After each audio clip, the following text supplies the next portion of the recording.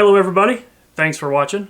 I know there are a lot of fly tying videos out there and I appreciate you clicking on this one.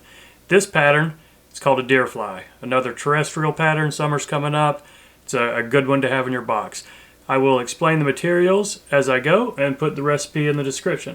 You can see the one in the vise right now. It looks like a pretty typical dry fly with a couple of wings on the top and a little bit of different materials for the tail and whatnot. So first off, I've got a size 14 barbless dry fly hook. Let's get this in our vise here. Okay, and I'm tying this with black 70 denier UTC. So lay a base down to about the bend of the hook.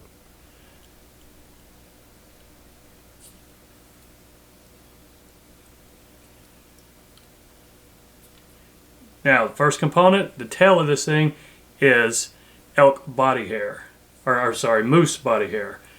This right here, kind of hard to see, but about 6 or 8 fibers. Now, I want to show you something. If you didn't have this, okay, black bucktail would probably work.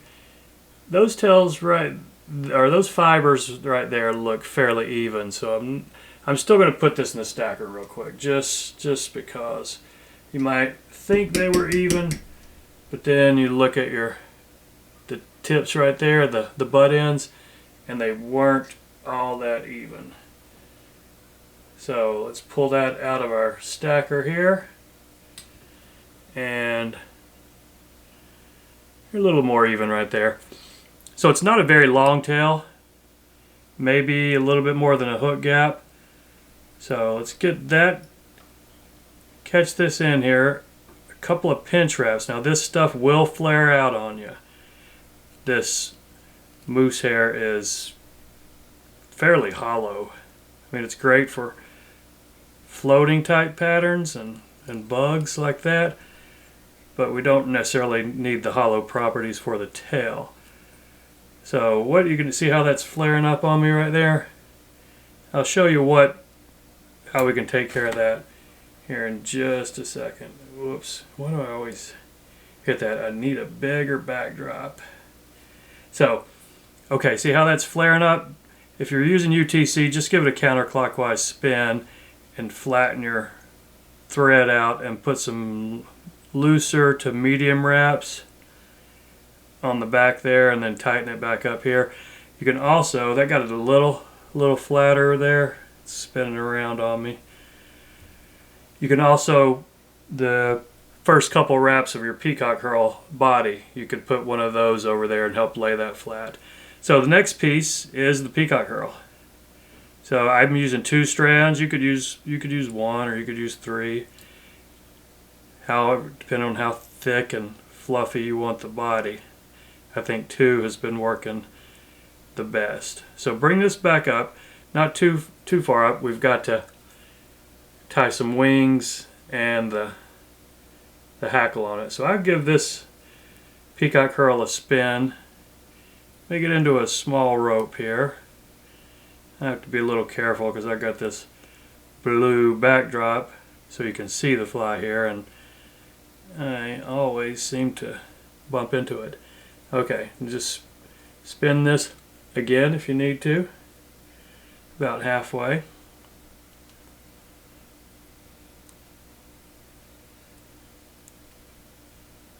Now you don't see a lot of dry flies with Peacock herl for the body, but that does give this one some neat characteristics. There's when it lands on the water, the hook will be subsurface.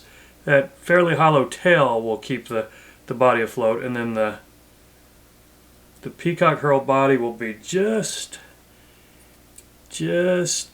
on the surface and showing some of that gold purple sheen on it. Let's see if you can see that.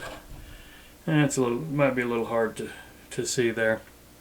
Okay, so the next component are your wings, 2 small wings, just from a Grizzly hen saddle. See that right there? The very, very tips. So you can take some of your bad feathers. Okay, like I was saying, this next component is the wings. Just very small tips of the hen Grizzly Hackle. So if you notice a jump in the video there, that's because I dropped this little sliver of a feather and I couldn't find it and had to go make another one. So anyway, lay this on the top. We're going to do one at a time because we're going to kind of splay them out a little bit, about, I don't know, 25-30 degrees to either side. Now they don't need to be flat necessarily in the same plane as the fly. Sometimes it looks a little bit better if they are, but as long as you have one on each side, I think the fly will look fine. Now that's just a little bit longer than I like. Let's pull that off and shorten it just a little bit. So you want it a little bit further, a little bit past the body, but not necessarily past the tail. So like about right there. Now do the same thing with another one on the opposite side. Try not to drop it on the floor. So a couple of loose wraps. Check your position. Okay. Side view right there, they're almost in the same plane. Now, bird's eye view of the fly, you can see sticking off about maybe 30 degrees from each side. So I think that's fine. We'll go with that right there. A couple of locking wraps. Go ahead and snip off these butt ends right here. And last component, just some dry fly Grizzly Hackle. Now, you know how to measure this. This was a longer piece. Just kind of hold it down here and then spin it around till you get to the size you want. I already did that, and that's why I've trimmed it right here. So this is indeed the size I want. So go ahead and catch that in from where we're going to want to tie it. We'll snip that butt end off in a second. Now I like to put one wrap behind this to stand it up before I start wrapping it.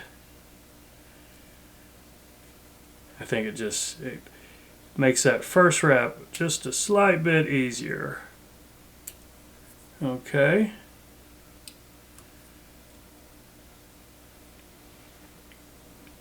Now let's see, our wings, yeah, they're still about where we want them.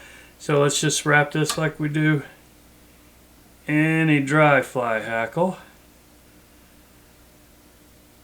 One wrap right in front of the other, or right next to it if you can. Try not to let it spin on you. You can see I'm swapping hands as I bring it around. It's a fairly bushy hackle. So don't worry about those that are pointing forward right now. We will get those pushed to the back in just a second. So we got a couple of locking wraps on that. We'll go ahead and snip this butt end off right there. And let's see, I wrapped that. I got one of my wings pushed down a little bit. That hackle wrap did that. Okay, it looks okay. It wasn't too far down. Okay, then just try to push this hackle back here and get a couple of wraps to in here so we can finish off our head without it getting too messy on us. See, I've got a little bit of fibers coming off the front up here. Just see if I can get these before I finish the head. I'm not going to worry too much about them. As long as I can get my tippet through there and I don't close it off with some head cement, it will be a decent fishable fly. And let's Time to whip finish. I'm just pushing any of these fibers back right here because it's annoying when you're in the last step doing a whip finish and then you trap some of these fibers in and have more trimming to do, like I'm about to do right there.